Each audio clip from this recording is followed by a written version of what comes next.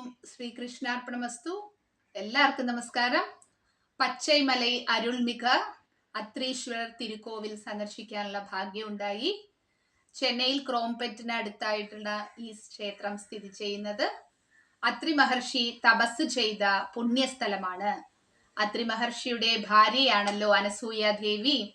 ദേവിയുടെ പാതിവൃത്യം പരീക്ഷിക്കാനായി ത്രിമൂർത്തികൾ സന്യാസി വേഷത്തിൽ ദേവിയുടെ മുന്നിൽ പ്രത്യക്ഷപ്പെട്ടു. ദേവി അവരെ യഥോചിതം സ്വീകരിച്ചിരുത്തി. ദേവിയുടെ പാതിവൃത്യം പരീക്ഷിക്കാനാണല്ലോ അവർ വന്നത്. അതുകൊണ്ട് തന്നെ അവരുടെ ആവശ്യം വിചിത്രമായിരുന്നു. വിവസ്ത്രയായി ദേവിയോട് വരാൻ ആവശ്യപ്പെട്ടു.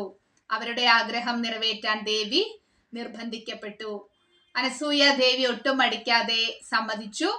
ദേവിയുടെ തപശക്തി കൊണ്ട് ത്രിമൂർത്തികളെയും കുഞ്ഞുങ്ങളാക്കി പാലൂട്ടി. ഇതാണ് പ്രസൻസ് ഓഫ് മൈൻഡ് എന്ന് പറയുന്നത്. ഈ ക്ഷേത്രത്തിൽ തൊഴുതാൽ നമ്മുടെ ചിന്തയ്ക്ക് ക്ലാരിറ്റി കിട്ടും. പ്രധാനപ്പെട്ട ഡിസിഷൻ എടുക്കാൻ നമുക്ക് അനായാസേന സാധിക്കുമെന്നുള്ളത്.